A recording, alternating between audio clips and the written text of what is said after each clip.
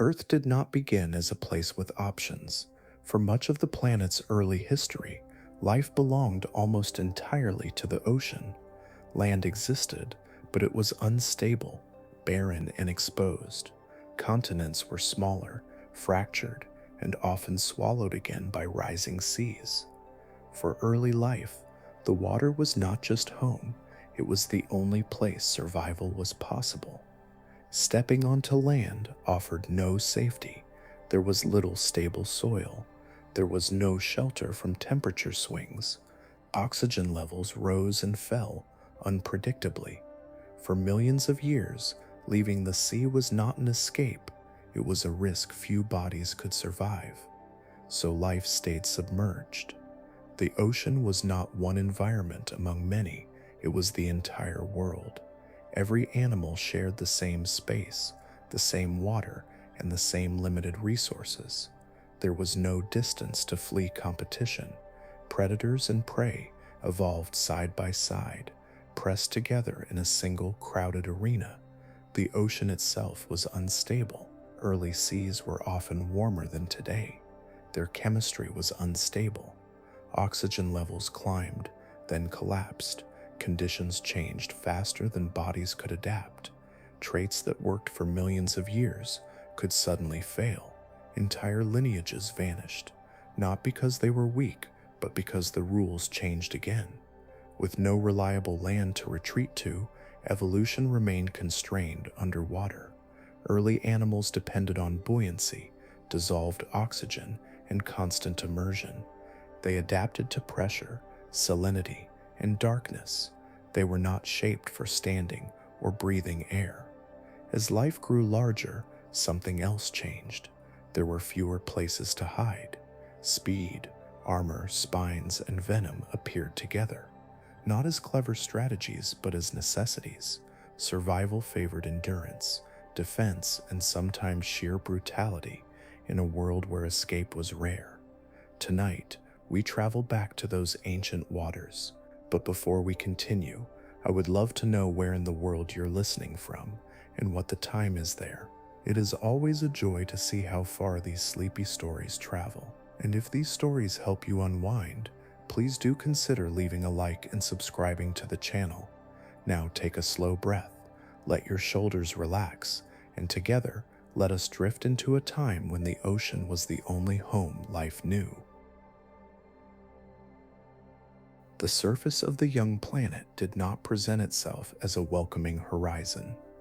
What little land existed rose briefly from the water like unfinished thoughts, scattered and incomplete. Continents were not yet the vast anchors they would one day become. They formed as fragments, drifting, colliding, then sinking again beneath restless seas. From above, Earth would have appeared almost uninterrupted by solid ground, a world where water flowed freely over everything that tried to remain still.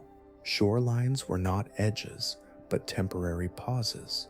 Waves advanced and retreated across them without memory or restraint.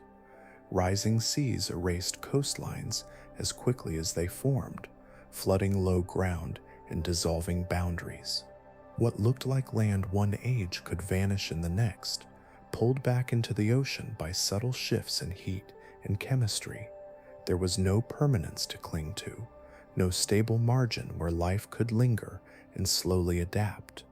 The idea of a lasting shore had not yet arrived. For early life, this instability carried quiet consequences. Land could not be trusted as shelter or refuge. It dried too quickly, changed too often, and offered little protection from exposure. Without consistent soil or breathable air, it remained a place of brief contact rather than habitation. Organisms that ventured too far found themselves stranded between worlds, caught where survival was uncertain and fleeting. The ocean remained the only environment that could cradle life for more than a moment. Water wrapped the planet in continuity. It buffered temperature, dissolved nutrients, and softened the violence of space and stone. Beneath the surface, conditions shifted more slowly, giving biology time to respond rather than vanish. Pressure replaced gravity as the shaping force, and motion became fluid rather than fixed. Here, life could stretch and contract, grow delicate or massive, without the immediate punishment of exposure. Stability did not mean safety, but it allowed persistence. Because land refused to hold still, evolution had little choice. Complex life stayed submerged, not out of preference but necessity. Generations passed without any true alternative, their forms molded entirely by currents, depth, and chemistry. Fins, shells, and soft bodies emerged within a medium that never let go. Every solution to survival assumed water would always be there, pressing in from every side, shaping movement and breath alike. Over immense spans of time, this confinement became tradition. Life learned to think in terms of tides and pressure rather than horizons. The absence of reliable land meant that escape was not yet a concept, only endurance. Beneath shifting seas, the planet continued to turn, and evolution continued its slow work, bound to an ocean that was not simply surrounding life, but containing it entirely. Water shaped every possibility long before choice existed. It was not merely a setting, but a condition that defined movement, breath, and form. Complex life emerged already surrounded, already supported, already constrained. To leave the ocean required structures that did not yet exist. Until those arrived, water remained the only medium where life could persist long enough to change. Early animals were built for suspension rather than standing. Buoyancy carried their weight and softened the limits of size. Bodies could widen or stretch without collapsing under themselves. Motion relied on currents and subtle pulses rather than steps. In this drifting world, effort was measured differently, and energy moved through flesh with quiet efficiency. Breath arrived, dissolved, and scattered. Oxygen was not drawn from open air, but gathered molecule by molecule from water in motion. Gills and porous tissues became living thresholds where chemistry met survival. A steady flow mattered more than speed. Stillness could suffocate. Movement kept life threaded to the invisible supply around it. Moisture was constant and unavoidable. Skin never dried or cracked. Exchange with the environment happened across every surface. This intimacy left no barrier between body and sea. Salinity pressed inward, shaping cells and fluids to match its balance. Life learned to tune itself precisely or fade quietly away. Pressure replaced gravity as the dominant force. With depth came compression, slow and persistent. Structures grew flexible or reinforced depending on their place in the column. There was no single direction of strain, only an even presence that surrounded all sides. Adaptation meant yielding without breaking and enduring without rigidity. Light thinned quickly beneath the surface. Darkness was not an absence but a gradient. Vision became optional, while touch and vibration gained meaning. Some forms glowed faintly in response. Others listened to the water itself. Sensory worlds expanded in directions land would never offer. Because water answered every need, there was no urgency to escape it. The ocean provided support, nourishment, and continuity, even as it demanded constant adjustment. Every solution to survival assumed immersion. Limbs for walking, lungs for air, hardened skins, none were necessary yet. Evolution refined what worked instead of imagining elsewhere. Time accumulated in slow layers. Generation after generation remained suspended within the same medium. Changes arrived gradually, shaped by depth chemistry and motion rather than horizon or sky. The ocean did not feel like confinement, it felt like totality. Life existed within it, without reference to beyond. Only much later would conditions allow a different experiment. For now, water was not a choice among options. It was the only option available. Within it, life learned complexity, patience, and resilience. Every future escape would be built from lessons first written beneath the surface. Size changed the water in subtle ways. As bodies lengthened and thickened, the ocean felt more crowded, even without movement. Large forms displaced currents, altered shadows, and carried weight through pressure rather than mass. Their presence reshaped space itself. Where once there had been room to drift and dissolve, now there were outlines to avoid and forces to anticipate. Growth brought advantage, but it also narrowed options. Smaller animals found familiar gaps closing around them, crevices filled, open water became watched, and slow movement carried new consequences. Hiding was no longer a matter of blending in, but of disappearing entirely. Survival demanded quicker decisions and faster responses. Stillness became risk rather than refuge. From this quiet compression, new traits began to surface. Speed appeared first as a subtle shift, muscles responding more sharply to signals, bodies streamlined for brief bursts of motion. Some animals learned to strike and withdraw within moments, leaving only turbulence behind. Others focused on endurance, sustaining motion longer than their neighbors could follow. Movement itself became a language of threat and escape. Protection followed close behind. Shells thickened gradually, layer by layer, recording pressure in calcium and time. Spines extended outward, not as decoration, but as warning and distance. Armor did not guarantee safety, yet it slowed endings and reshaped encounters. Predators learned to test surfaces before committing, turning hunting into calculation rather than instinct alone. Chemistry entered the exchange almost unnoticed. Venoms evolved as precise tools, requiring little force but exact delivery. A single puncture could still motion or dissolve resistance. These substances carried memory of countless failed encounters, refined across generations into quiet efficiency.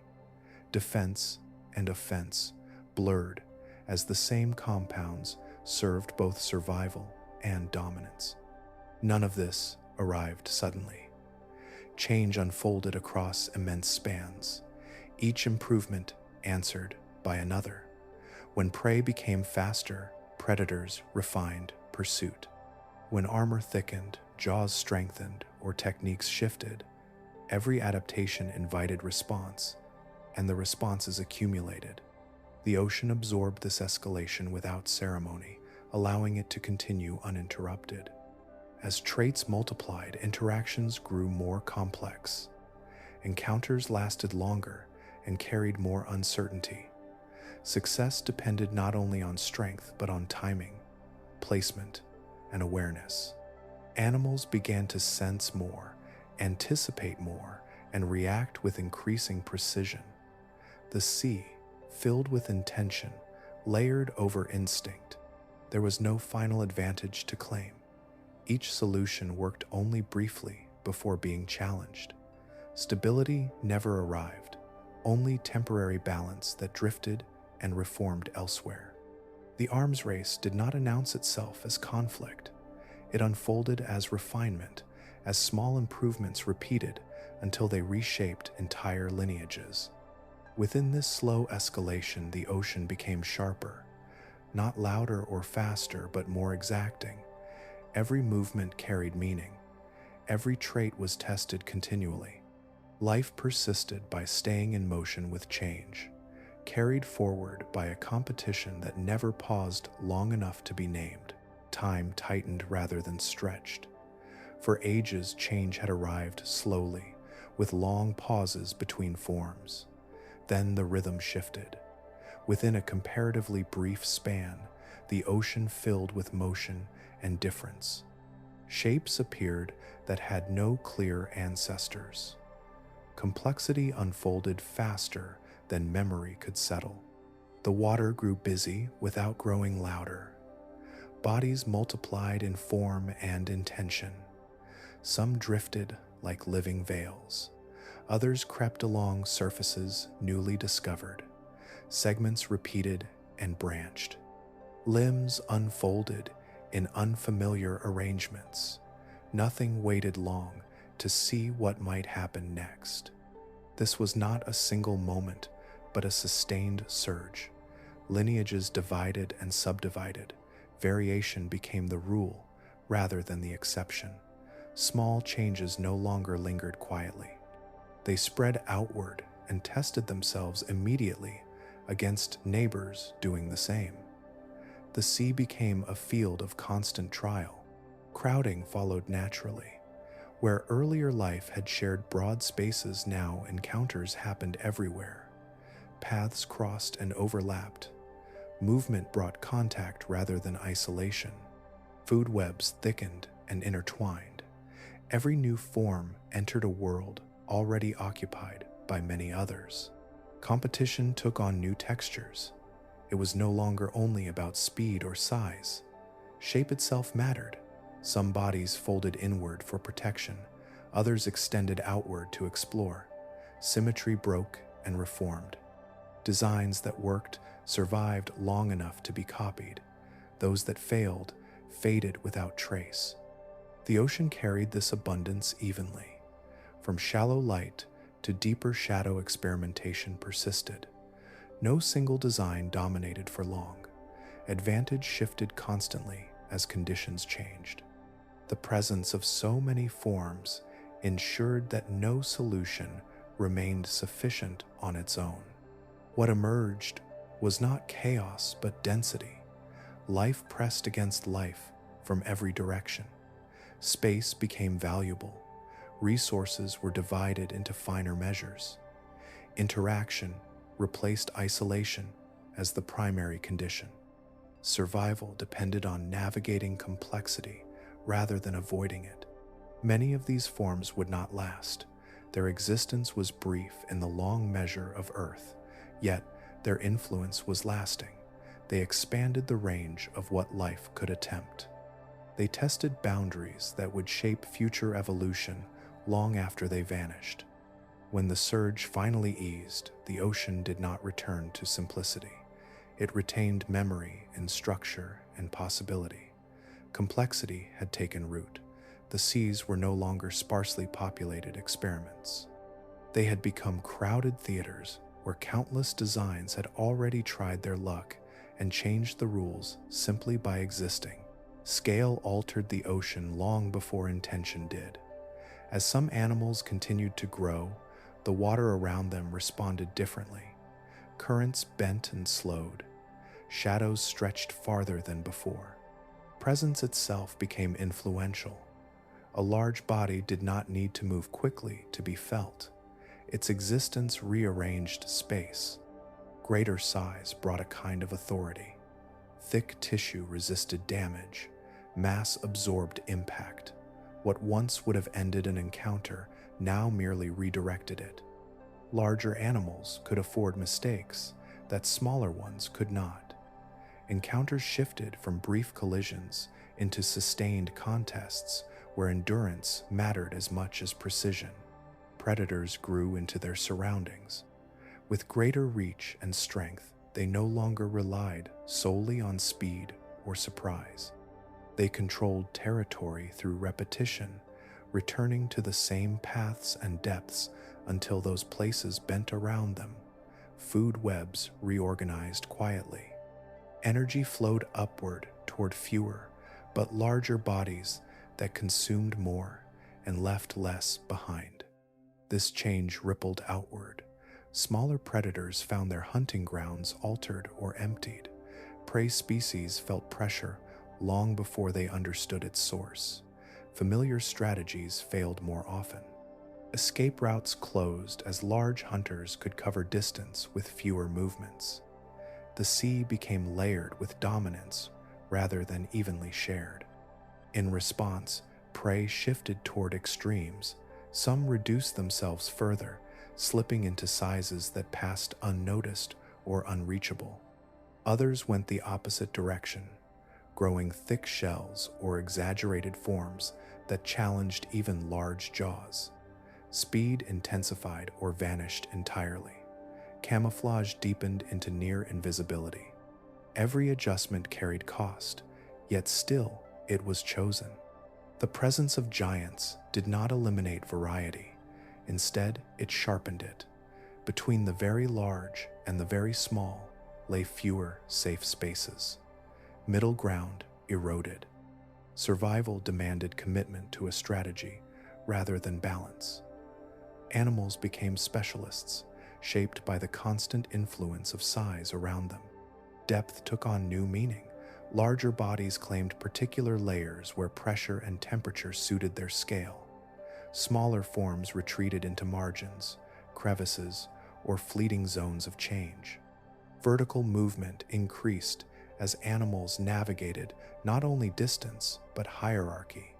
The ocean grew structured in ways unseen before. Size also slowed time for those who possessed it. Large animals lived longer, moved more deliberately, and reproduced less often. Their persistence stabilized certain patterns, even as they disrupted others. Around them, evolution accelerated as smaller species adapted rapidly to survive in their shadow. There was no single moment when size became decisive. It emerged gradually through accumulation, yet once established, it never released its hold. From that point forward, scale remained a permanent factor in survival. The ocean continued to evolve under this influence, carrying forward a world where being larger or smaller than necessary could decide whether a lineage endured or quietly disappeared. Light reached the upper ocean unevenly, like a thin skin stretched across movement. Near the surface, illumination revealed everything at once. Bodies cast sharp silhouettes. Motion carried far. Color mattered, and timing mattered even more. The shallows appeared open, yet they allowed little forgiveness. Food gathered there in abundance. Photosynthetic life fed entire chains beneath it. This concentration drew countless animals into the same narrow band. Encounters were frequent and brief. There was little room to recover once noticed. Predators did not need patience when visibility worked in their favor. Prey relied on speed, precision, or numbers to persist through constant exposure. Shelter existed, but only in fragments. Rocks and reefs offered interruption rather than protection. Each refuge was shared, contested, and temporary. Crowding intensified risk.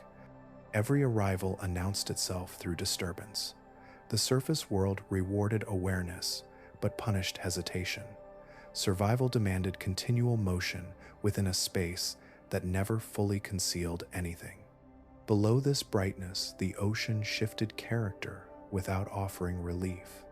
Light thinned into gradients, then vanished. Color dissolved into shadow. Movement became harder to detect, yet food also faded. Organic matter drifted downward slowly like distant weather. What arrived was unpredictable and often insufficient. In these deeper layers, energy became precious. Bodies adapted toward efficiency rather than speed. Motion slowed. Waiting replaced pursuit, yet scarcity created its own dangers.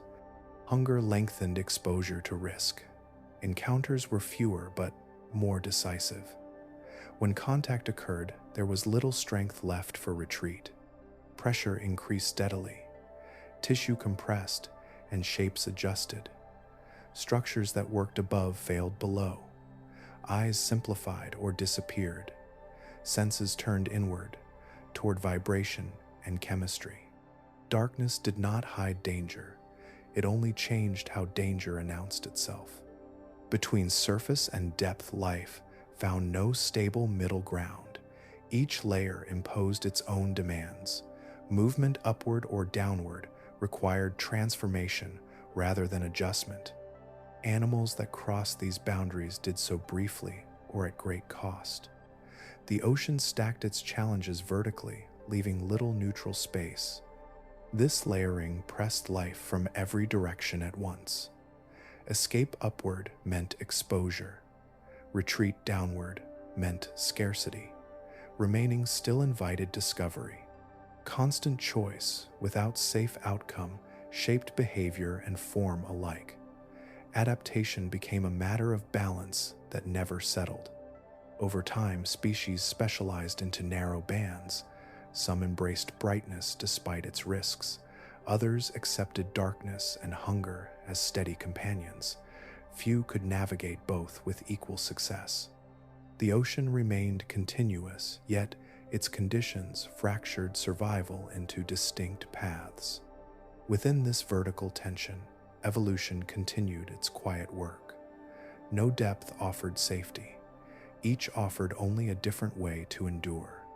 Life persisted not by finding refuge, but by learning to exist within pressure that never eased and options that never truly opened. Oxygen did not arrive with spectacle. It accumulated, quietly dissolved into water, carried by currents, and bound within new chemistry. At first, its presence was subtle, barely altering the rhythm of life. Then, its concentration crossed thresholds that bodies could feel, even if they could not name them. With more oxygen available, tissues began to behave differently. Muscles contracted with greater force and recovered more quickly. Nerves fired with sharper precision. Movement became less costly and more frequent. Animals that once conserved energy learned to spend it. Activity spread through the water column like a slow awakening. Larger bodies benefited most. Where size had once been limited by the difficulty of fueling mass oxygen, now supported expansion. Thick muscles could be maintained. Faster circulation became possible. Growth no longer carried the same penalty. The ocean filled with forms that could sustain weight, speed, and complexity together. Metabolism accelerated across lineages. Feeding patterns shifted as energy demands rose. Animals needed more food more often. Hunger became a persistent background rather than an occasional condition. This pressure reshaped behavior. Hunting grew more assertive. Encounters shortened. Success depended on decisive action rather than patience alone. Aggression followed not as intention but as consequence. When energy flows increase, interaction intensifies. Territory mattered more. Resources were defended rather than shared. Dominance hierarchies emerged where none had existed. The sea did not grow violent in bursts, but sharper in tone as every exchange carried higher stakes. Predators refined their methods. Speed, endurance, and strength combined into new strategies. Prey responded by tightening defenses or retreating into narrower niches. Adaptations that once sufficed failed under increased pursuit. The balance between attack and escape tilted repeatedly without settling. Oxygen also altered the unseen layers of life. Microbial processes accelerated changing nutrient cycles. Organic matter broke down differently, feeding back into food webs. The entire system became more dynamic, less forgiving of inefficiency. Energy moved faster through bodies and through ecosystems alike. This shift did not calm the ocean. It removed restraint. With greater capacity came greater competition. Life filled available space more completely. Margins shrank. Recovery time shortened. The sea became a place where lingering carried cost and momentum mattered. Yet this change unfolded gradually. There was no single moment when oxygen transformed everything. It worked through accumulation, through countless small advantages compounded over time. Each generation inherited a world slightly more demanding than the last. By the time its influence was fully expressed, the ocean had become a more exacting environment. Faster growth, quicker movement, and higher demand shaped every interaction. Life persisted as it always had by adapting. The water remained the same medium, but the rules written within it had grown denser and less patient. Temperature crept upward without announcement. Heat gathered in the water column, slowly guided by atmosphere chemistry and solar rhythm. Ancient seas held warmth more readily than the modern ocean does. This warmth settled into every layer, touching every body without distinction. Warm water carried less dissolved oxygen, yet demanded more from those living within it. Cells worked faster. Chemical reactions accelerated. Muscles required greater fuel even at rest. What once sustained an animal through long pauses now vanished quickly. Energy budgets tightened across the ocean. Metabolism responded first. Bodies burned through reserves at a steady pace that never fully slowed. Growth quickened, but so did depletion. Rest became less restorative. Movement cost more even when it achieved the same result. The margin between feeding and failure narrowed. Predators felt this change with particular intensity. Their size and activity demanded constant intake. Hunting shifted from periodic to continual. Success could not be delayed. Missed opportunities accumulated into weakness rather than inconvenience. Hunger followed closely behind every pursuit. Warmth altered prey as well. Faster metabolism improved reaction time but also shortened endurance. Escape bursts burned fuel rapidly. Shelters provided little relief when energy loss continued, even in stillness. Prey species balanced speed against exhaustion in every encounter. Food webs strained under this pressure. Nutrients cycled quickly, leaving little surplus. Organic matter decomposed faster. What sank toward depth arrived thinner and more dispersed. Lower layers grew poorer while surface competition intensified. Life clustered around fleeting abundance. Behavior adapted subtly. Predators ranged farther and returned more often. Territories expanded then overlapped. Encounters increased. Conflict became frequent, not through aggression alone, but necessity. Energy demand erased patience. Some species shrank to reduce cost. Others refined efficiency, stripping away excess structure. A few pushed further into specialization, focusing on narrow prey or specific conditions. Warmth rewarded those who could move often and feed reliably while punishing hesitation. This environment did not collapse suddenly. It maintained itself through constant turnover. Death arrived faster, but reproduction followed closely behind. Populations remained dynamic, replacing themselves continuously. Lineages that could not keep pace faded gradually rather than catastrophically. The ocean under warmth became restless, not through storms or turbulence, but through relentless biological motion. Every organism existed closer to its limits. Survival required constant engagement with surroundings. There was little space for error or delay. As temperatures fluctuated through time, this pressure waxed and waned, yet its influence lingered. Warm seas taught life to operate under perpetual demand. Even when conditions cooled, the adaptations remained written into bodies and behaviors. Within this steady heat, the ocean refined its inhabitants. Faster lives, shorter windows, and constant hunger shaped evolution quietly. Warmth did not announce danger. It simply reduced the time available to recover from it. In certain intervals, the ocean tilted decisively. Balance loosened, and a few hunters moved ahead of everything around them. Their forms combined size, speed, and efficiency in ways the surrounding life had not yet answered. For a time, nothing pursued them with equal force. These predators did not rule through constant motion. They moved when necessary and rested when it suited them. Their presence alone altered behavior nearby. Paths shifted. Feeding grounds emptied before they arrived.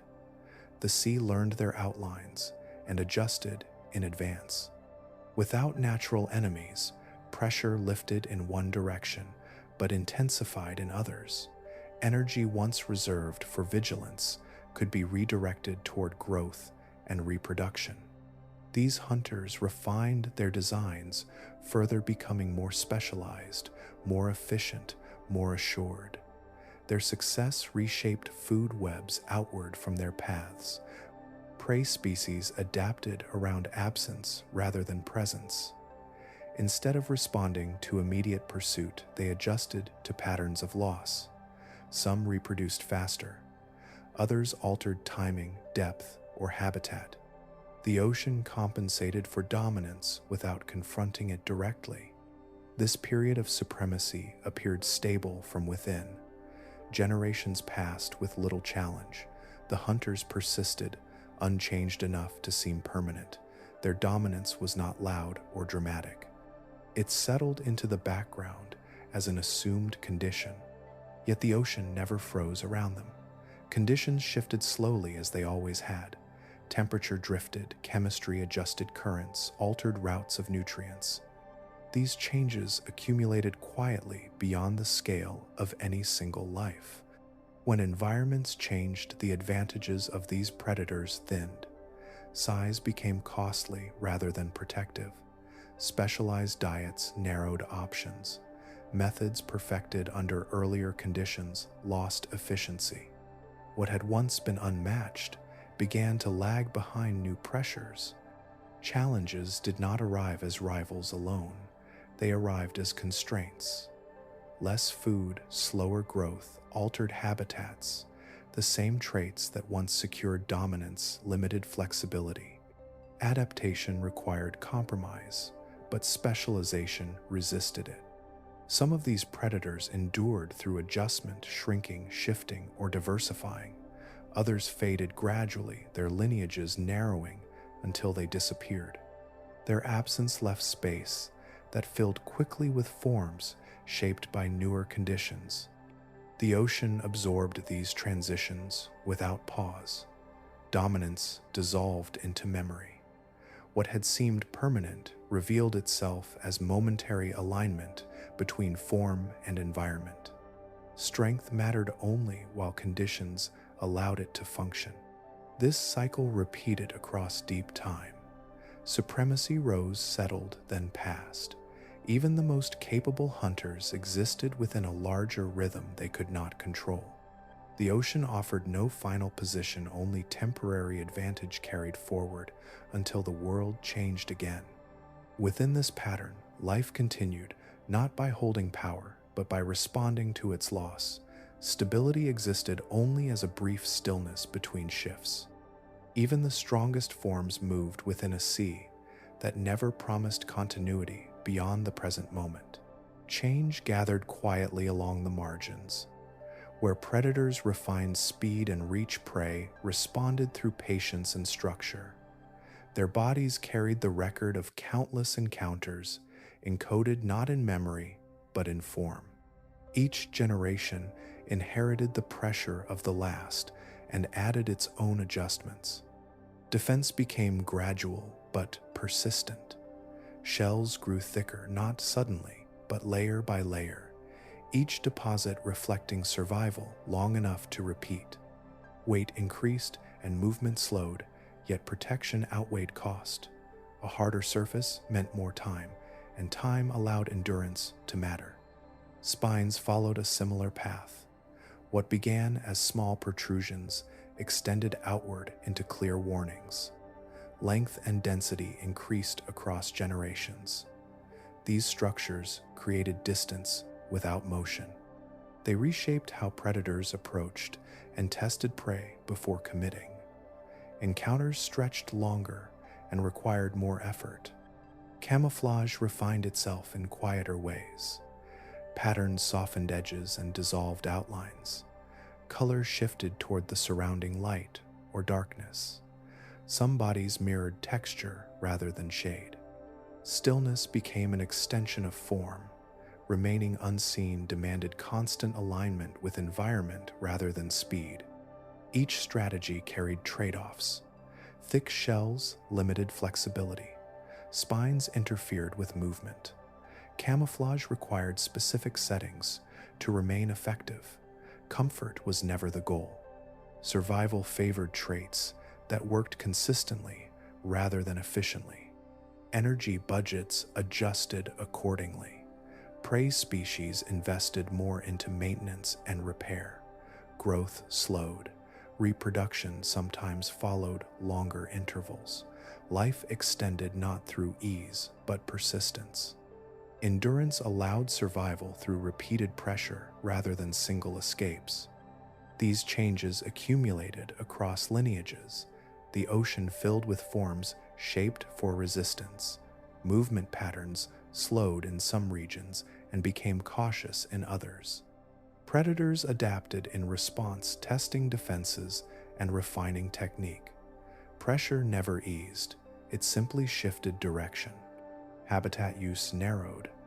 Prey selected environments where their defenses functioned best. Sheltered areas grew crowded. Open spaces emptied except for those whose forms could withstand exposure. Distribution became uneven, shaped by the balance between protection and access to food. Over time, prey bodies told a consistent story. Survival favored those who could tolerate strain rather than avoid it. Comfort offered little advantage. Traits that reduced immediate harm mattered more than those that improved daily efficiency. Life learned to endure long sequences of stress without collapse. This endurance shaped behavior as much as structure. Many prey species moved less and waited longer. Timing replaced speed. Awareness replaced agility. Success depended on lasting through repeated encounters rather than winning them outright. Within this quiet resilience, the ocean continued its slow evolution. Defenses did not end danger. They extended life long enough for adaptation to continue. Pressure remained constant, but responses deepened. Prey endured, not by escaping the ocean's demands, but by carrying them within their own forms. Change arrived without surface sign. The water looked the same from moment to moment, yet its inner balance shifted. Elements dissolved and recombined, altering what bodies could tolerate. Chemistry moved quietly through currents and layers, touching every cell without announcement. Acidity crept upward or downward, depending on place and time. Small shifts carried large consequences. Shells weakened as minerals dissolved more readily. Internal processes struggled to maintain balance. Organisms that had survived countless encounters found themselves strained by conditions they could not evade or confront. Oxygen availability changed unevenly. In some regions, it thinned until breathing became labor. In others, it vanished entirely from depth, leaving pockets of water that could not support complex life. These zones expanded and contracted, reshaping boundaries faster than adaptation could follow. Habitats collapsed, not through destruction, but exclusion. Areas that had sustained dense communities became empty corridors. Life retreated where it could, compressing into remaining tolerable spaces. Competition intensified briefly, then faded as numbers declined. Movement offered little escape. Currents carried unsuitable water across familiar ground. Migration routes closed when conditions shifted faster than bodies could travel. Some organisms endured by slowing their processes, others failed as essential reactions could not proceed. Death spread without spectacle. There were no waves or eruptions to mark it. Individuals weakened, then disappeared, leaving gaps that remained unfilled. Predators lost prey. Prey lost shelter. The web loosened thread by thread. Time compressed during these episodes. What normally unfolded across long spans occurred within shorter intervals. Generations vanished before adjustments could accumulate. Lineages that had persisted through earlier pressures ended quietly, leaving little trace beyond absence. Recovery was uneven. When conditions stabilized, life returned slowly, testing boundaries cautiously. New communities formed from survivors rather than restoring what had been lost. The ocean accepted these changes without memory, continuing its cycles under altered rules. These hostile phases did not define the sea permanently, yet they left imprint. They reminded life that stability was conditional. Survival depended not only on form or behavior, but on chemistry beyond control. Even the most refined adaptations could be undone by shifts too subtle to sense until they had already passed. Within this quiet hostility, evolution continued. Loss shaped possibility as much as success. The ocean remained vast and moving, carrying within it both creation and erasure without distinction or pause. Loss did not arrive all at once. It moved through the ocean in waves that were invisible yet decisive. Populations thinned quietly. Familiar forms became rare and then absent. The water carried on unchanged while its inhabitants slipped away. These earliest mass extinctions unfolded entirely beneath the surface. Long before forests or soils existed, the sea bore witness to disappearance on a scale never seen before. Entire branches of life ended without ever touching land. Their histories closed while the planet above remained largely empty. The causes varied across time, yet the pattern repeated. Shifts in chemistry, temperature, and circulation altered conditions faster than life could adjust. What had once been tolerable crossed into impossibility. Survival depended on alignment with new constraints that few possessed. Some extinctions unfolded gradually as habitats shrank and fragmented. Others moved swiftly through connected waters, leaving little room for retreat. Species vanished, not because they failed in competition, but because the environment withdrew its support. Adaptation could not bridge every gap. The ocean absorbed these losses without interruption. Food webs unraveled and reformed around absence. Energy pathways shortened. New spaces opened briefly, then closed again. Recovery followed extinction, but never restored what had been removed. Many lineages left no descendants. Their forms did not carry forward into later worlds. They exist now only as impressions in stone or not at all. Evolution moved on without them reshaping itself around survivors rather than preserving diversity. These events reset the rules repeatedly. Traits that had once been successful lost relevance. New opportunities emerged from emptiness rather than abundance. Life that followed did not build upon a continuous past, but upon fragments left behind. Because land ecosystems had not yet formed, the ocean contained nearly all complexity. Its losses, therefore, represented a near total erasure of life's progress at those moments. Recovery required rebuilding entire systems rather than repairing edges. Time softened the sharpness of these transitions. Between extinctions, life diversified again, filling available space with new experiments. Yet the memory of loss remained embedded in the pattern of evolution. Instability became expectation rather than exception. The ocean erased its own history repeatedly. Each extinction removed not only species but pathways, possibilities, and untested futures. What survived did so by chance alignment rather than superiority. Continuity was fragile and temporary. Within this cycle, life persisted. It learned resilience through repetition. Extinction became part of the process rather than an end to it. The sea continued to host creation and erasure in equal measure, carrying forward a story written as much in absence as in presence.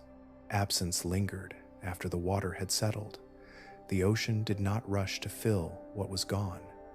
Empty spaces remained suspended in time where familiar movement once passed. Silence in motion rather than sound marked these intervals. Recovery began not as renewal, but as waiting. Ecosystems rebuilt themselves slowly through small returns. Microbial life re-established basic cycles before larger bodies followed. Nutrients moved again through shortened paths. Complexity assembled piece by piece without any memory of former arrangements. What emerged resembled the past only in function, not in form. Survivors carried advantage simply by existing. Their traits shaped the rebuilding environment, regardless of whether those traits had once been dominant. Lineages expanded into open space, encountering little resistance at first. Success depended less on refinement than on timing and tolerance. As diversity increased, interactions returned. New relationships formed where old ones had vanished. Food webs lengthened and branched cautiously. Stability appeared briefly, then shifted. As populations adjusted to one another, the ocean tested each new configuration without pause. Predators re-emerged from different origins. They were not replacements in design, but in role. Hunting strategies changed as bodies and behaviors differed. Some relied on speed, others on ambush or endurance. Their presence reorganized movement patterns and reshaped vulnerability throughout the water. Prey responded anew. Defenses that had worked before did not always apply. Shells, spines, and camouflage evolved along altered lines. Adaptation followed current pressures rather than inherited memory. The past offered no blueprint for safety. Danger returned quietly. It did not announce itself as catastrophe, but as adjustment. Predation intensified in unfamiliar ways. Competition resumed under changed constraints. What had once been secure became exposed again. Survival required learning rather than remembering. Recovery never restored equilibrium for long. Environmental conditions continued to drift. Chemistry, circulation, and temperature shifted independently of biological readiness. Each rebuilding phase existed under the possibility of interruption. Progress remained provisional. Some ecosystems persisted for extended spans, finding temporary balance. Others collapsed again before reaching complexity. The ocean accepted both outcomes equally. Continuity was never promised. Persistence depended on alignment rather than strength. Through these cycles, life continued to explore possibility. Each recovery opened space for forms that had not existed before. Extinction cleared pathways as much as it removed them. Danger returned, not as repetition, but as variation. The sea carried forward this pattern across deep time. Loss followed by cautious rebuilding. Stability followed by change. Recovery occurred, but never guaranteed continuation. Life endured by remaining adaptable within a world that never settled long enough to be trusted. Stone began to grow slowly beneath the water, not as inert surface, but as living structure assembled grain by grain through countless small builders. Reefs rose outward rather than upward, expanding into light and current.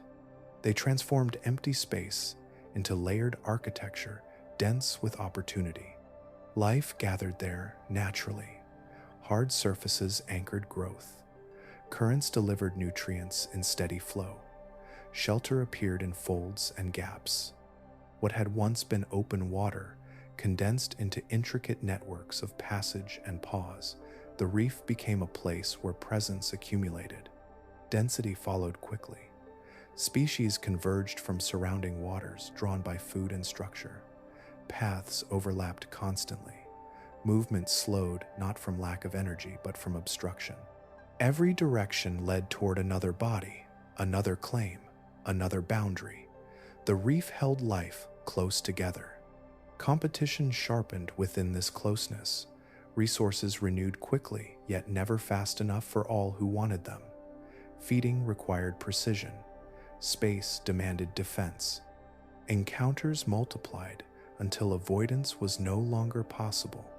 Interaction became continuous rather than occasional.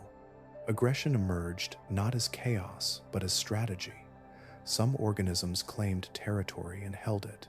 Others learned to strike briefly and retreat into complexity.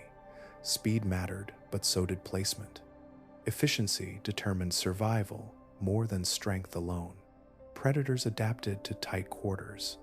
Large bodies gave way to maneuverable forms. Ambush replaced pursuit. Camouflage blended with stone and coral texture. Hunting became a matter of timing within confined lanes, rather than dominance over open space. Prey responded in parallel. Armor thickened where escape was limited. Warning colors spread through shared visibility. Some species developed toxins, effective even at close range. Defense needed to function instantly because distance could not be gained. Reefs rewarded those who could act decisively. Hesitation invited loss. Energy spent quickly yielded return if applied with accuracy. Wasteful movement carried cost. Efficiency became a form of endurance, compressed into short moments. This intensity did not diminish diversity. It increased it. Specialization flourished as species carved narrow roles within the structure. Some grazed surfaces, others filtered currents, others scavenged remains. Every niche supported another layer of life, yet balance remained fragile. Crowding amplified consequence. Small changes rippled rapidly through the system. When conditions shifted, reefs could collapse just as quickly as they had formed. Their density magnified both success and failure. Within these stone gardens, the ocean learned a new rhythm. Life pressed close, sharpened by constant contact. Reefs became theaters where adaptation unfolded visibly and relentlessly. They did not soften danger. They concentrated it, rewarding those who could navigate pressure with speed, precision, and restraint. The rules were written early, and they endured, long after their authors were gone. The Paleozoic seas did not simply host life, they instructed it. Through pressure, scarcity, and repetition, they established patterns that would echo forward across hundreds of millions of years. Survival learned its grammar there. Those early oceans demanded constant adjustment. Change arrived through chemistry, temperature, and depth rather than surface catastrophe. Life adapted by responding quickly or by enduring patiently. These responses hardened into expectations. Movement, vigilance, and restraint became default behaviors carried forward, even as conditions softened. Later, marine life inherited these pressures without witnessing their origin. Bodies emerged already shaped for competition, defense, and efficiency. Many adaptations no longer matched immediate danger, yet they remained embedded in form and instinct. The past lingered within muscle, shell, and nerve. Food webs reflected this inheritance. Energy flowed cautiously upward. Few species dominated for long. Redundancy replaced reliance. The system favored resilience over optimization. These traits did not arise from calm abundance, but from repeated disruption remembered through structure. Predation retained its edge even when environments grew more stable. Hunting strategies remained precise. Defenses stayed elaborate. The ocean did not forget its earlier intensity. It preserved it in behavior and balance. Peace did not erase habit. Extinction also left its mark. The memory of loss shaped diversification. Lineages spread risk across forms and habitats. No single design carried all hope. Diversity itself became a strategy learned from eras when uniformity failed.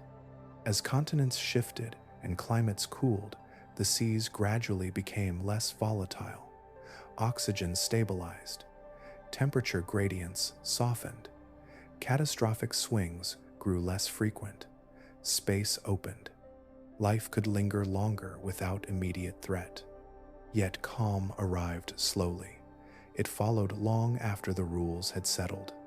By the time the ocean offered relative stability, life was already trained for hardship. Excess capacity remained.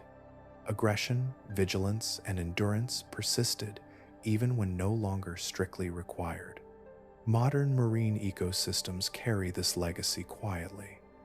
Many interactions appear gentle only because they are finely balanced.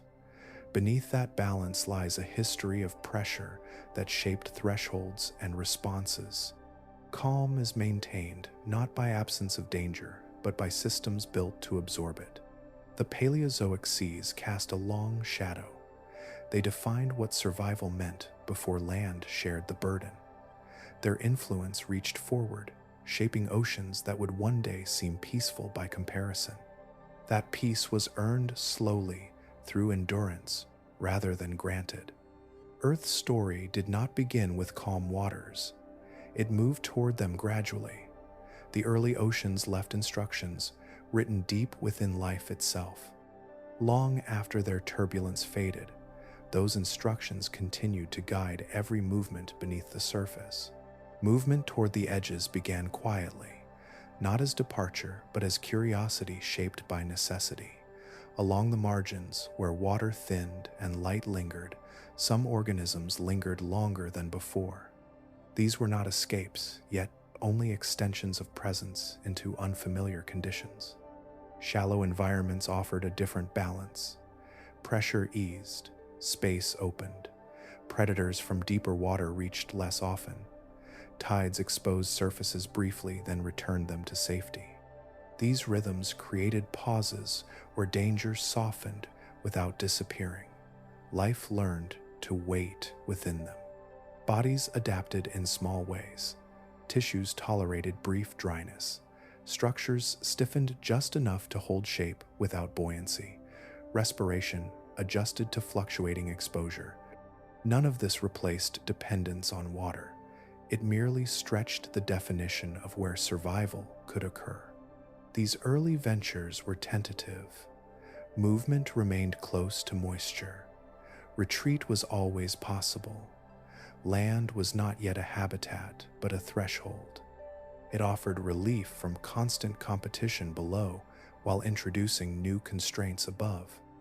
Each return to water carried information gathered rather than risk taken. Shorelines became laboratories. Algae spread across damp surfaces. Arthropods scuttled between pools. Plants anchored shallow sediments, stabilizing ground that would otherwise vanish. Each presence altered conditions slightly, making the next attempt easier, or at least different. The ocean noticed through absence. Pressure eased where life thinned. Competition loosened along certain margins. Space redistributed. The sea remained dominant but no longer exclusive. It shared the burden of sustaining complexity. For those that lingered near land, new challenges appeared. Gravity pressed downward without support. Temperature varied more sharply. Ultraviolet light reached unfiltered. These forces demanded solutions unlike any shaped by water alone.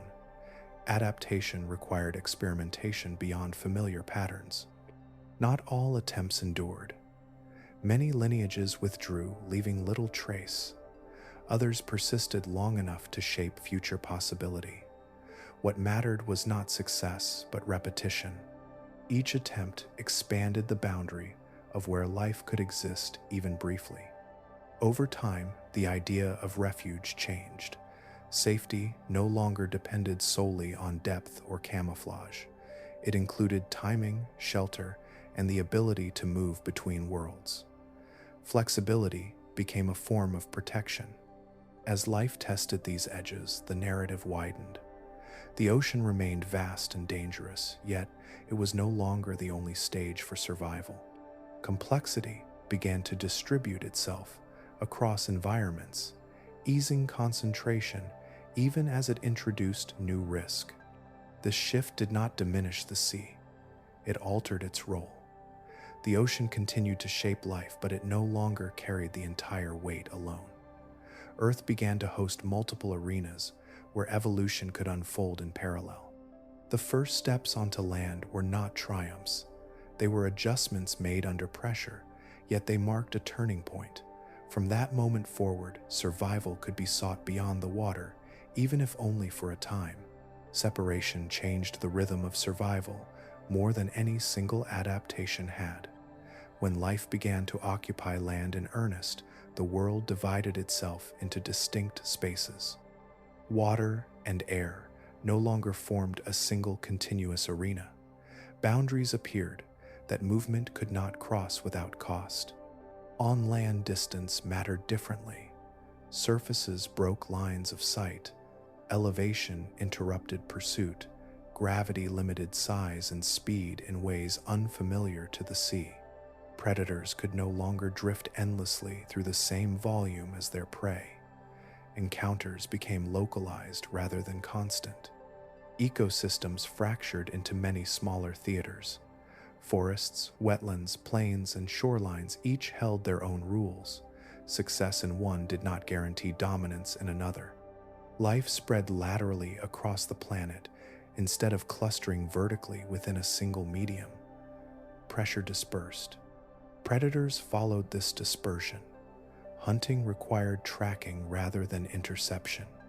Energy was spent moving across terrain rather than holding position. Opportunities were fewer but more predictable. Failure did not always mean immediate loss, because space allowed recovery. Prey gained similar advantage. Refuge existed in variety. Burrows, vegetation, and terrain offered concealment that did not depend solely on speed or armor. Distance itself became protection. Escape routes multiplied across the surface. Competition eased not because danger vanished, but because it diluted. Fewer species occupied the same exact space. Resources distributed unevenly but broadly. Local abundance replaced universal scarcity. Life no longer pressed against itself from every direction at once. Time also slowed. Metabolism adjusted to cooler air and variable conditions. Hunger remained, but it did not always demand constant action. Rest became possible without immediate penalty. This breathing room altered behavior and allowed complexity to deepen. The ocean did not lose its dangers. It lost its monopoly. With fewer organisms forced to remain within it, the intensity of interaction softened. Pressure redistributed across environments, each carrying its own challenges. No single space bore the full weight of survival. This separation reshaped evolution quietly. Specialization flourished within compartments. Extremes became less necessary.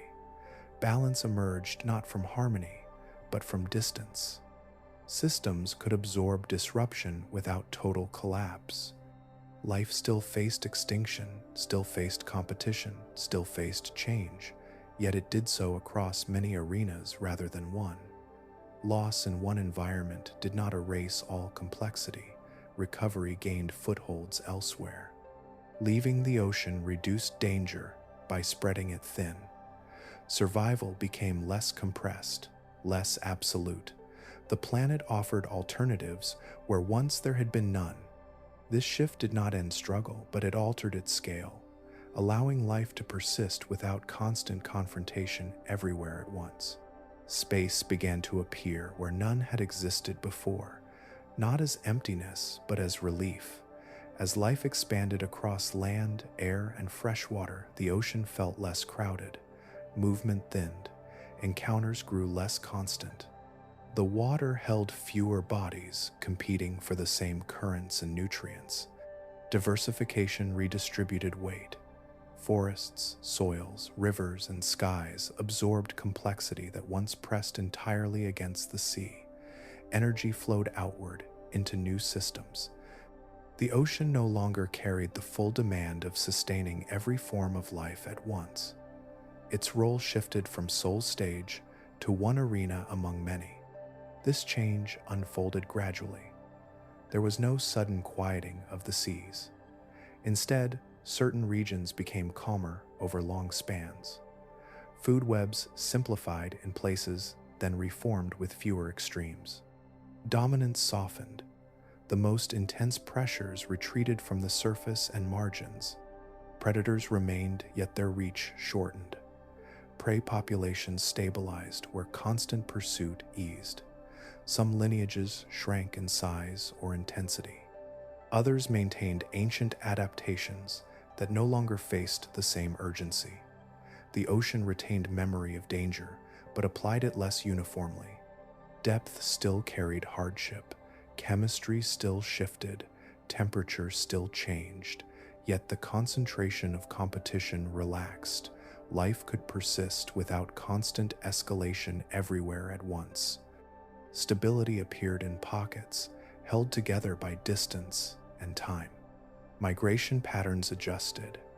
Seasonal movement replaced constant compression.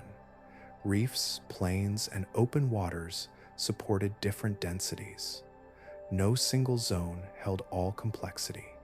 This separation allowed systems to recover locally, even as others fluctuated. The sea lost its monopoly on survival. Extinction events within it no longer erased nearly all complex life. Recovery could draw from reservoirs beyond the water. This external support softened the impact of loss, even when it remained severe. Pressure eased but never vanished. The ocean still demanded adaptation.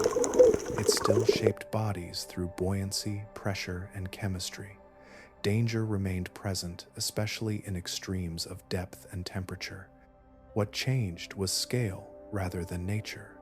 Life within the sea continued to evolve under inherited rules, tempered by reduced crowding. Ancient traits persisted alongside newer forms. Aggression, efficiency, and endurance remained valuable, though no longer universally required. Over time, the ocean grew quieter, not in sound, but in intensity. Its rhythms slowed. Its crises became less frequent, though never absent. It continued to host both abundance and loss without bearing the entire burden alone. This gradual emptying did not diminish the sea. It allowed it to endure. By releasing some pressure, the ocean remained habitable across deep time. Its dangers became selective rather than absolute. The story of survival broadened. The sea remained foundational, but no longer singular. Life flowed across the planet, leaving behind an ocean that still carried risk, yet allowed room to breathe. Cooler water settled gradually into place. Over long spans, temperature extremes softened and cycles slowed. The modern ocean formed under conditions that favored steadiness rather than volatility. Currents followed more predictable paths. Chemistry shifted within narrower bounds. Change still occurred, but it arrived with less urgency. This stability altered how life interacted with its surroundings. Energy demands eased. Metabolism slowed. Growth followed longer arcs. Bodies no longer needed to operate constantly at the edge of tolerance. Many ancient pressures relaxed without disappearing entirely. Extreme experimentation became rarer. The ocean no longer required constant reinvention to survive sudden shifts. Established forms persisted for longer intervals. Lineages refined rather than reinvented.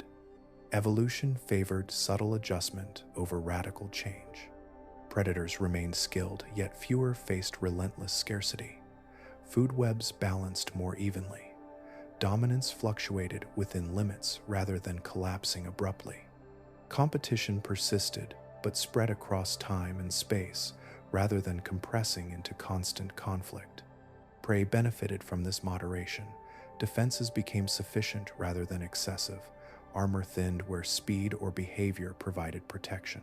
Camouflage relied on consistency rather than constant refinement. Survival allowed comfort alongside endurance. Depth retained its challenges. Pressure, darkness, and cold still demanded adaptation, yet these gradients changed slowly. Life could specialize without facing immediate collapse if conditions drifted. The ocean offered more room to settle into niches. Catastrophe did not vanish. Climate shifts still arrived, chemistry still altered, extinction remained possible. What changed was frequency and scale.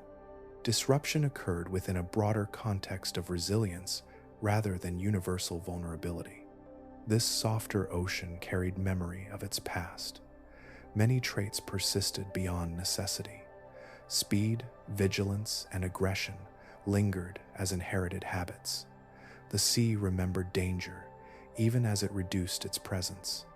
Modern ecosystems reflect this layered history. Calm surfaces overlay systems shaped by ancient intensity. Stability rests upon adaptations forged under pressure. Peace is maintained not by absence of threat, but by capacity to absorb it. Human observation captures only a brief moment within this long easing. On short timescales, the ocean appears constant. On deeper scales, it continues to adjust slowly. Its dangers remain selective rather than absolute. The modern ocean stands as an echo of what came before.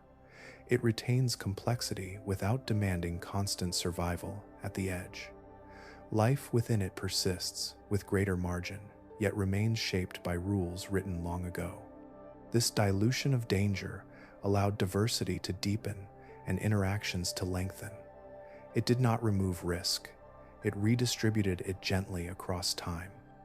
The sea today offers endurance rather than constant trial. It is calmer not because it forgot its past, but because it learned from it. Abundance once gathered differently.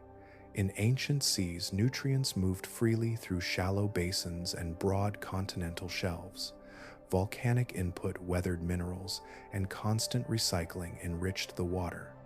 Energy accumulated in ways rarely seen today, creating conditions where growth could continue without immediate constraint. Food chains lengthened and thickened. Primary producers flourished, feeding dense layers of consumers. This surplus traveled upward, supporting bodies that required enormous intake. Size became not only possible but advantageous. Large forms could process vast amounts of energy and convert it into mass without starving their surroundings instantly. Competition reinforced this trend. In crowded ancient oceans, size offered security reach and efficiency. Bigger bodies traveled farther with less relative cost. They dominated feeding grounds and resisted predation. Once size began to confer advantage, it fed back into itself, encouraging further growth. Physiology followed opportunity. Oxygen levels and water chemistry supported greater circulation and muscle mass.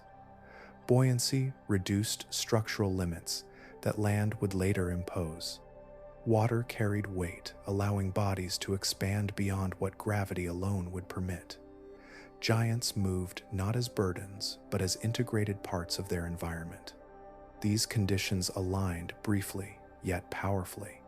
Nutrients, competition, chemistry, and physics all pointed toward expansion. Evolution responded without restraint. The ocean filled with forms that stretched scale and imagination. Gigantism was not anomaly, but outcome. Over time, this alignment weakened. Continental arrangements changed. Nutrient flow shifted into deeper basins where it dispersed. Productivity spread unevenly rather than pooling. Modern oceans recycle energy efficiently, but they do not concentrate it as broadly. Abundance exists, yet it fragments. Competition also transformed. With life distributed across environments, fewer lineages pressed exclusively into the sea. Pressure eased. Selection favored efficiency over dominance. Size became costly without providing proportional advantage. Gigantism persisted only where conditions remained exceptional. Modern oceans still host large animals, but they exist near the edge of feasibility. Their survival depends on stable productivity and vast ranges. They are sustained carefully rather than multiplied. The systems that once supported entire communities of giants no longer operate at the same scale. The past allowed different outcomes because it offered different balances. Ancient seas were shaped by geologic and chemical circumstances that no longer exist in the same form. Evolution explored possibilities that later closed as conditions shifted. These giants left deep impressions. Their presence altered sediment cycles, nutrient flow, and ecological structure. Even after they vanished, their influence remained recorded in stone and pattern. They marked an era when the ocean could sustain extremes without collapse. Today, the sea carries memory without capacity. It remembers how to host giants, but cannot easily recreate the conditions that allowed them to flourish widely.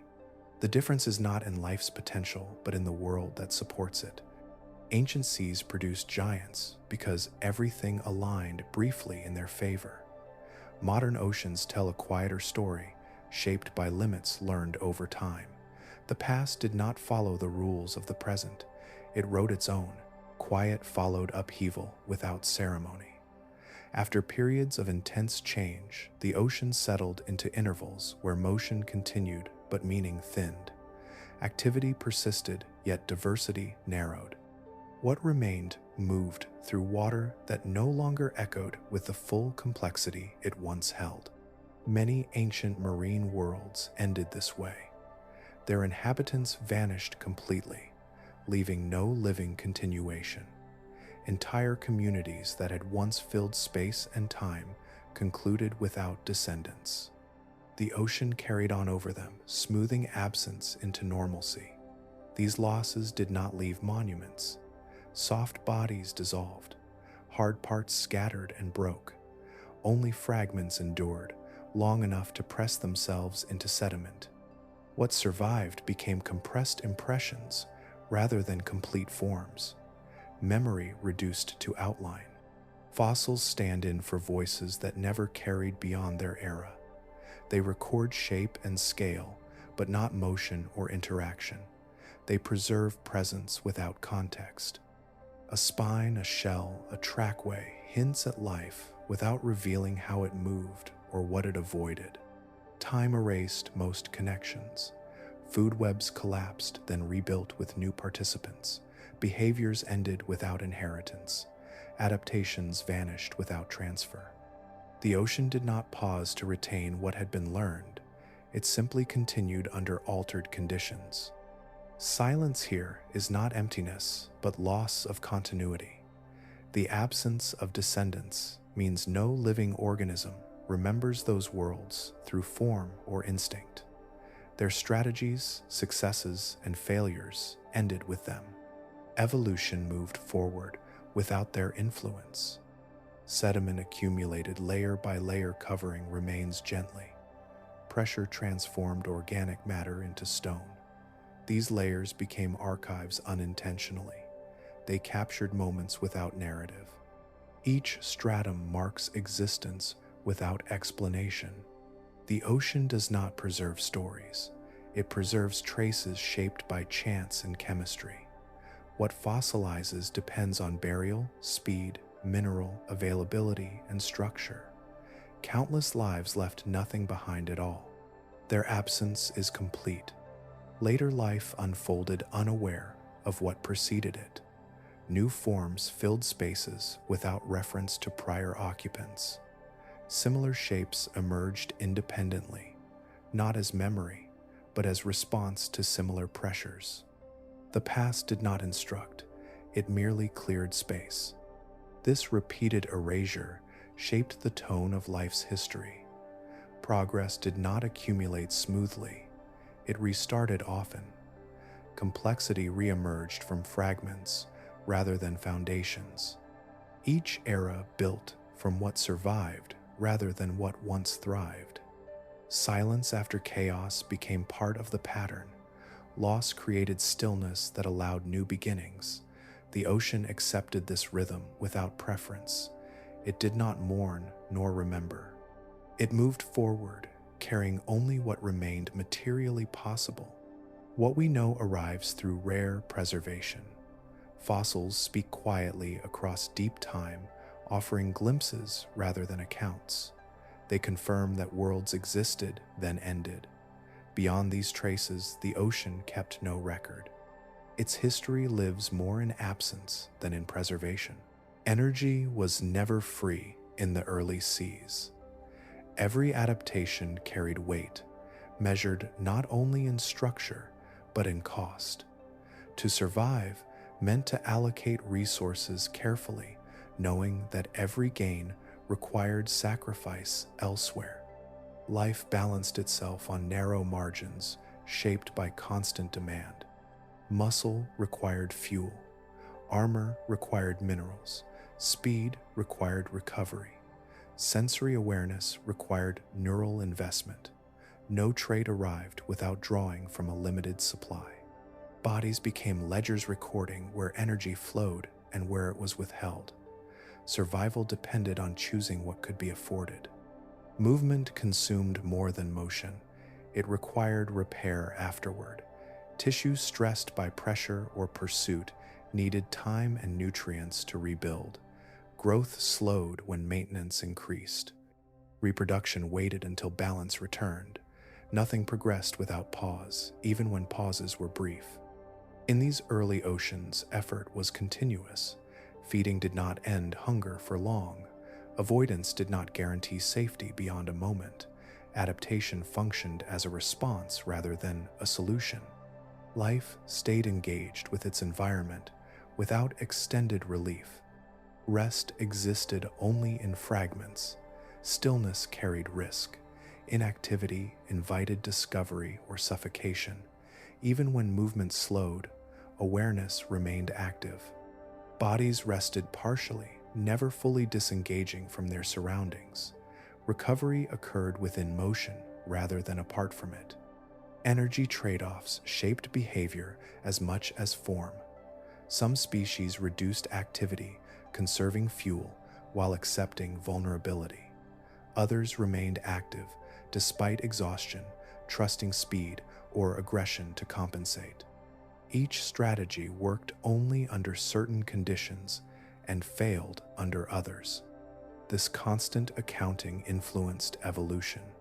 Traits that demanded too much vanished quickly.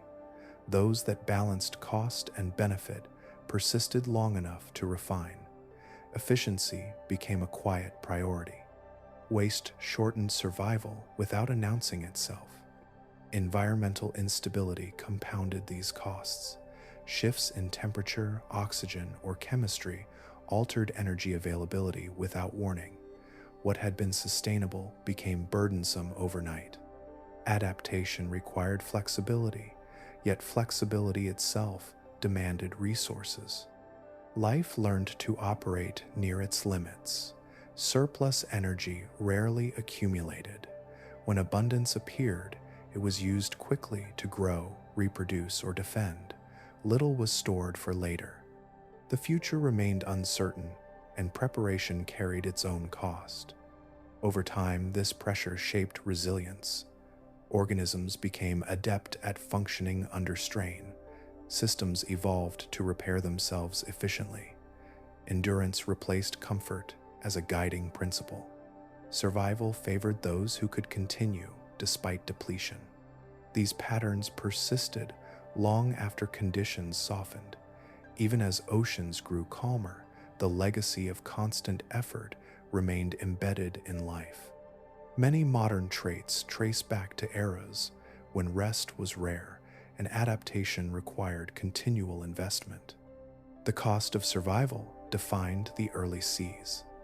Life endured by paying that cost repeatedly, without guarantee of return. Energy spent wisely, extended existence, briefly, was often enough. In this way, persistence emerged not from ease, but from the ability to keep going when rest could not be trusted. Calm arrives quietly and leaves the same way. It settles into the ocean not as a fixed state, but as a pause between movements. On the surface, patterns repeat and familiarity grows. This repetition gives the impression of permanence, even as deeper processes continue their work. Stability in nature has always been conditional. It depends on balances that hold only while forces remain aligned. In the ocean, these balances involve temperature, circulation, chemistry, and life itself. Each adjusts at a pace, often too slow to notice, yet never truly still. Human timescales compress perception. Decades feel long enough to suggest continuity. Generations pass and the sea looks unchanged. Shorelines return, tides rise and fall, species persist. Calm becomes a conclusion drawn from limited observation rather than a property of the system. Beneath that appearance, gradients shift. Heat migrates slowly through depth. Currents alter direction over centuries. Nutrients redistribute across basins. These changes accumulate quietly, layering influence without immediate effect. The ocean absorbs them without outward display. Life responds in parallel. Populations expand, contract, and migrate within ranges that appear stable from afar. Genetic variation accumulates under subtle pressure. Adaptations emerge, gradually tuned to conditions that are already in motion. What seems balanced is actively adjusting. Even the most tranquil regions carry memory of disturbance. Sediments record cycles of enrichment and loss. Chemical signatures mark episodes of stress long past. These records reveal that calm follows change and precedes it rather than replacing it. The ocean appears peaceful because its movements are vast and patient. Storms draw attention, but they are brief expressions of larger patterns. True transformation unfolds slowly, reshaping systems over spans that exceed immediate awareness. When change crosses thresholds, calm dissolves quickly. Conditions shift beyond tolerance and stability unravels. What follows may appear sudden, yet it is the result of long preparation. The illusion lies in mistaking gradual accumulation for stillness. This pattern repeats across Earth history. Extended periods of relative calm end without warning to those within them. Life continues unaware until it cannot. The ocean does not announce transitions. It carries them forward silently. Understanding this reveals calm as a perspective rather than a state. It exists only relative to observation. From within short intervals, the sea seems settled. From deeper time, it is always becoming something else. Change beneath the surface continues slowly reshaping possibility. The ocean remains dynamic, even when it appears gentle. Stability emerges temporarily as alignment rather than permanence. Calm is a momentary arrangement held together by forces that never stop moving. This does not diminish the beauty of peaceful seas. It places them within a larger rhythm. The ocean rests briefly, not because it has ended its story, but because it is between chapters still being written. The record lies below the reach of light, where movement slows and sound fades. There the seafloor gathers what the water releases. Particle by particle, it accepts the remains of passing worlds, settling them into quiet order. Time compresses into layers, stacked without comment. Sediments arrive from many directions. Some drift down from surface blooms. Others wash in from distant land. Volcanic ash arrives suddenly, then disperses into stillness. Each contribution carries information shaped by the conditions that produced it. Together, they form a continuous archive. Violence leaves its mark even when it passes unseen. Rapid burial follows collapse as dying ecosystems shed material all at once. Layers thicken abruptly, signaling moments when life ended faster than it could be replaced. These bands differ in texture, chemistry, and color, marking interruption within continuity.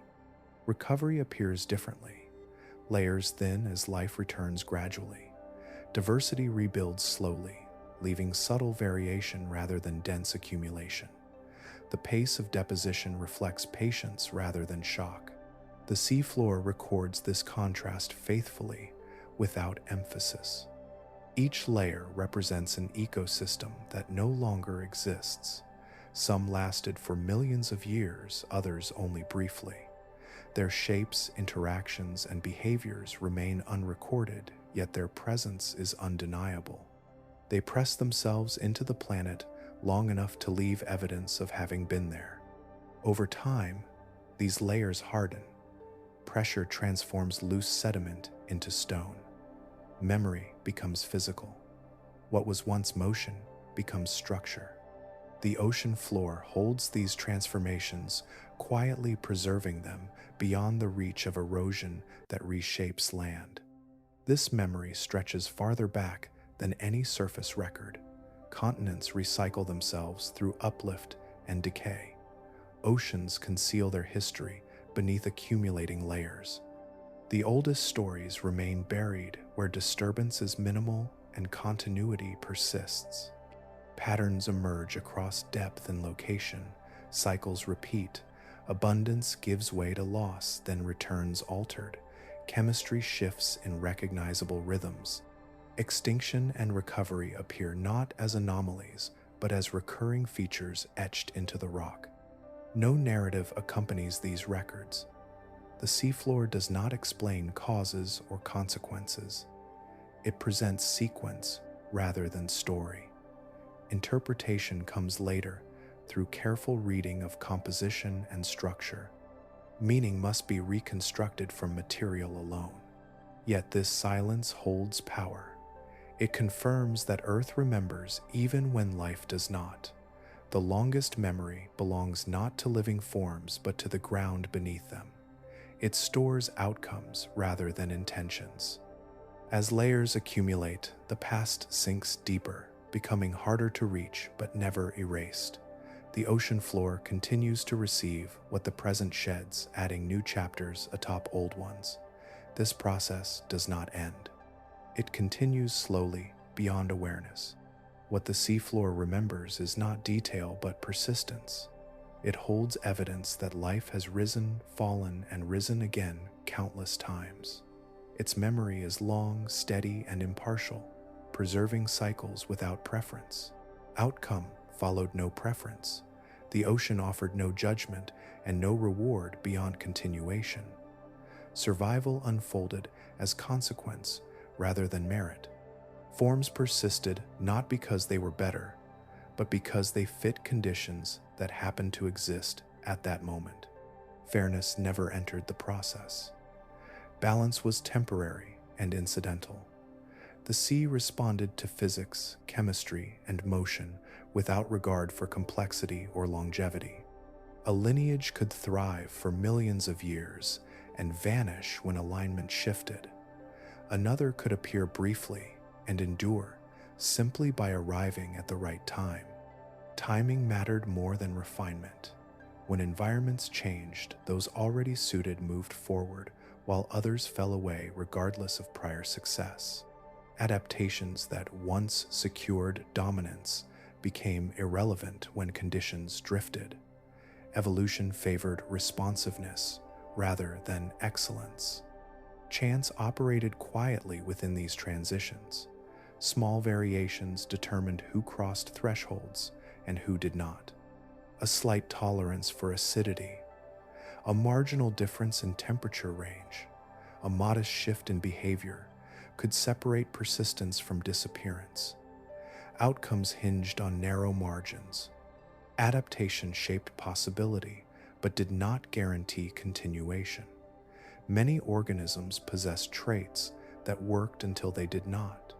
Flexibility mattered, yet flexibility itself depended on resources and opportunity. Even adaptable forms failed when change exceeded their limits. Most life forms did not survive. The majority of species that ever existed left no descendants. Their absence is the rule rather than the exception. Survival represents a small fraction of attempts rather than a record of success. The ocean accepted this imbalance without correction. Loss did not prompt compensation. Space opened and closed according to conditions, not need. New forms emerged where old ones vanished without preserving continuity. Replacement occurred without inheritance. This pattern removed intention from outcome. There was no direction beyond persistence. Life moved forward, not toward complexity or stability, but through repeated filtering. What remained reflected circumstance rather than design. Over deep time, this indifference shaped diversity. Surviving lineages often carried marks of luck as much as adaptation. Their presence today reflects chains of favorable alignment stretching back through countless moments when failure was more likely than success. Understanding this reframes survival. It was never about deserving continuation. It was about intersecting the right conditions long enough to reproduce. Everything else was secondary. The ocean did not remember what it erased, nor protect what remained. It functioned as medium and mechanism, allowing processes to unfold without preference. Life persisted within it by navigating uncertainty rather than expecting justice. This indifference did not prevent richness. It allowed it. By removing fairness from the equation, evolution explored countless paths without obligation to preserve any. Diversity emerged from repeated loss as much as from accumulation. In this way, survival became rare and precious without being intentional. The ocean continued, regardless of outcome, carrying forward only what aligned with its shifting state. Most life forms failed, not because they were flawed, but because persistence was never guaranteed. Pressure did more than shape bodies. It reached inward and altered how life processed the world around it. In environments where danger was constant, reaction alone proved insufficient. Survival began to favor anticipation rather than response. Complex behavior emerged gradually through repeated necessity. When threats arrived from multiple directions at once, simple reflex failed to cover every outcome. Organisms that could sense patterns and adjust actions across time gained advantage. Awareness became a quiet extension of form. This awareness did not resemble thought as it is understood now. It took shape as sensitivity to change. Slight shifts in current vibration or chemistry carried meaning. Timing mattered. Choosing when not to move mattered just as much. Strategy formed from repetition rather than planning. As competition intensified, behaviors layered upon one another. Some animals learned to wait rather than flee. Others coordinated movement with environment, using light, shadow, or terrain. Deception appeared as camouflage, mimicry, or feigned stillness. These behaviors required memory of prior success. Energy costs accompanied this development. Neural tissue demanded fuel. Processing information required time. Yet the investment paid off where physical defenses alone failed. Intelligence offered flexibility when morphology reached its limit. Predators refined strategy alongside prey. Hunting depended on predicting escape routes rather than chasing blindly. Ambush relied on patience and environmental reading. Success came from understanding behavior of others rather than overpowering them outright. These interactions reinforced complexity. As one side improved, the other responded. Awareness deepened across food webs. The ocean filled with subtle exchanges where outcome depended on interpretation rather than speed alone. This pressure favored individuals that could integrate multiple signals at once. Sensory systems expanded, coordination improved. Learning began to influence survival beyond instinct. Behavior gained nuance, shaped by experience. Calm environments did not drive this change. They allowed stability but offered fewer reasons to adapt mentally. Where danger eased, complexity slowed. The earliest advances in behavior emerged where survival demanded constant adjustment. Over time, intelligence became embedded. What began as sensitivity evolved into memory and choice. These traits persisted even as conditions softened. Later environments inherited behaviors forged under harsher circumstances. Modern examples carry this legacy quietly. Many species display problem-solving and awareness disproportionate to current risk. These traits reflect histories where calm was rare and danger persistent. Intelligence did not arise from comfort. It emerged from pressure that rewarded awareness over force. Strategy became a tool when bodies alone could not guarantee survival. The ocean shaped minds as carefully as it shaped shells and fins. This shaping occurred without intention. It followed the same indifferent process as all adaptation. Those that sensed more endured longer. Those that learned persisted through change. Calm came later as an inheritance rather than a cause. In this way, danger left an imprint beyond form. It altered how life engaged with uncertainty.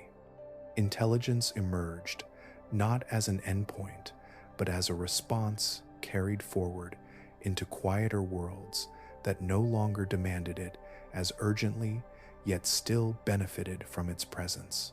Patterns endure long after the conditions that formed them have softened.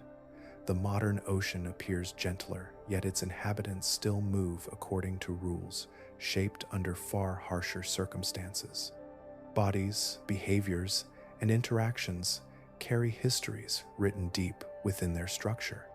Many marine animals remain built for vigilance. Eyes track movement beyond immediate need.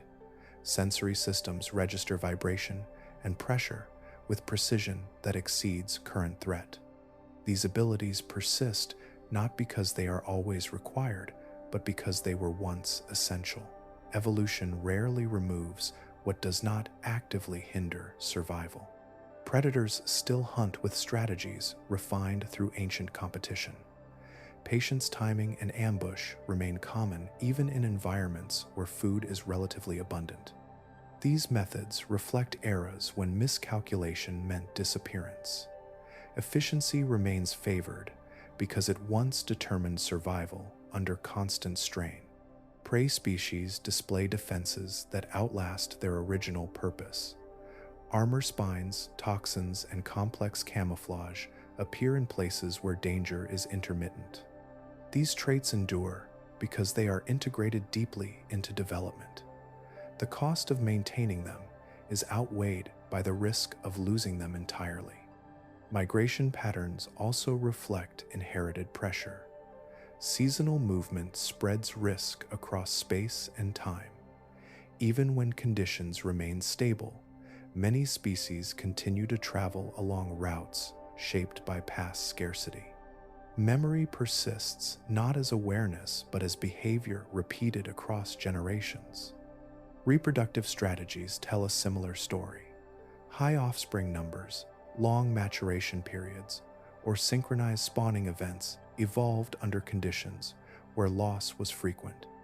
These approaches remain visible even as survival rates improve.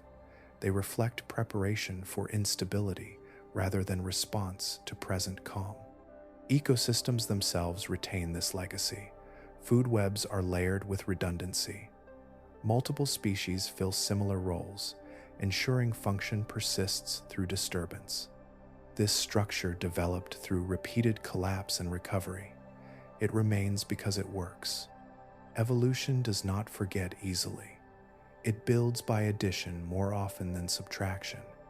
Traits accumulate and persist as long as they do not prevent reproduction.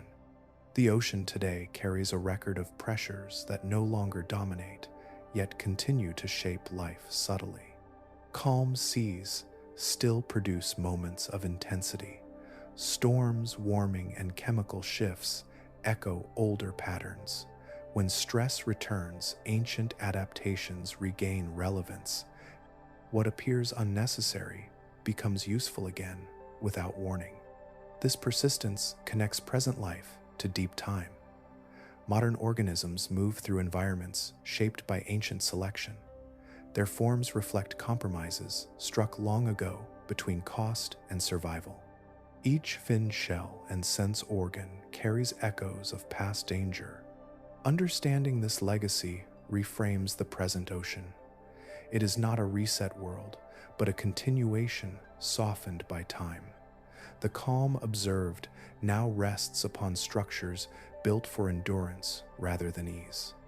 The ocean today remains shaped by memory.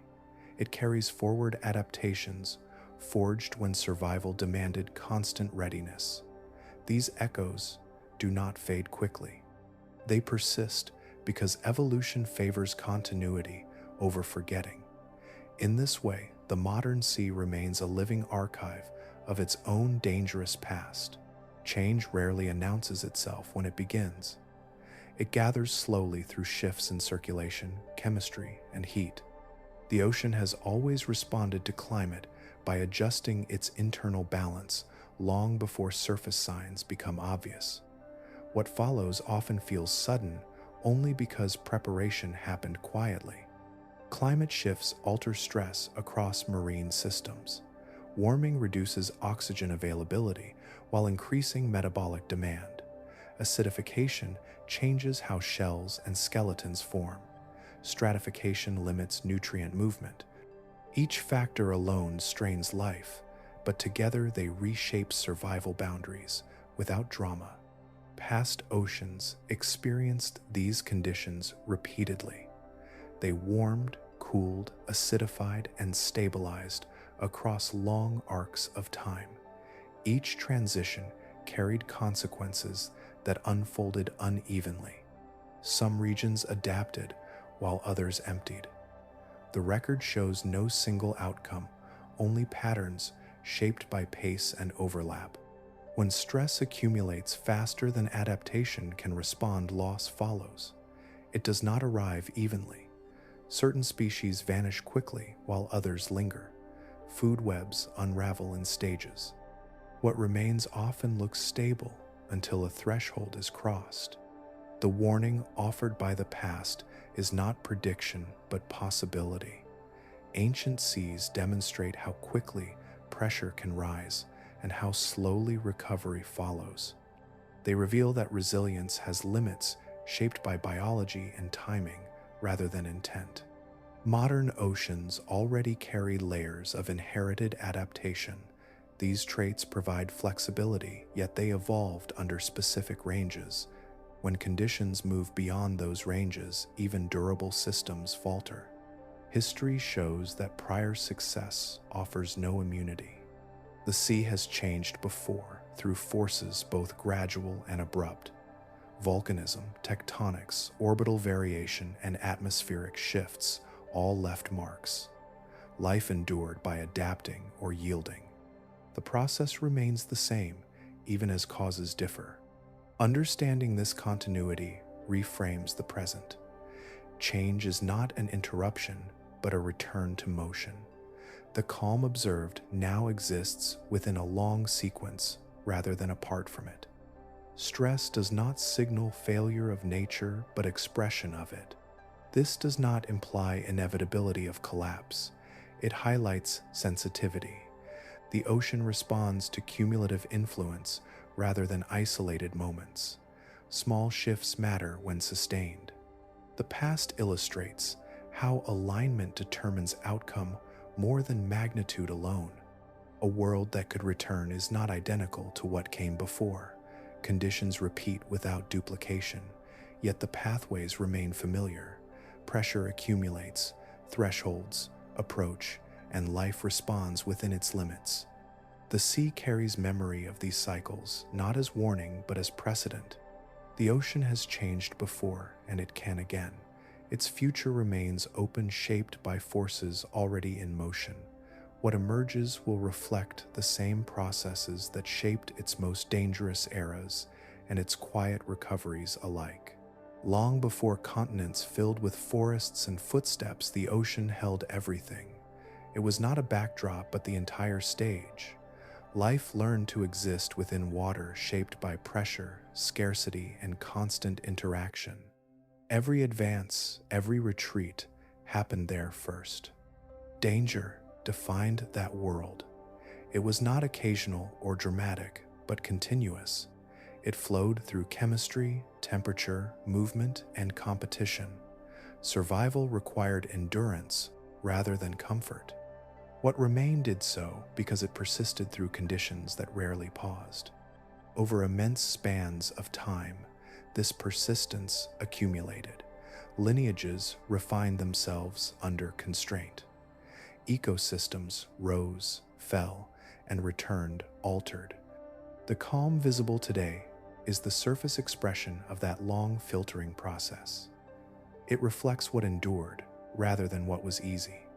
Modern seas feel gentle because the most intense pressures have eased or spread across space.